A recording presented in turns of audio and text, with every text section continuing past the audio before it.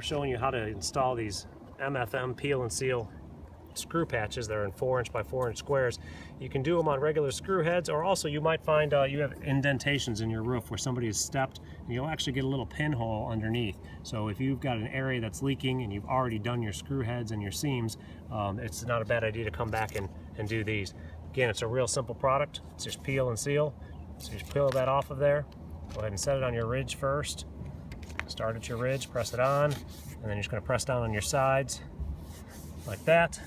And then you've got a nice waterproof membrane that's going to stop any leak or any further rusting going on underneath. You need to press it by hand. If you have a roller, you can roll it. On a piece this small, you really don't need to. That's all there is to it.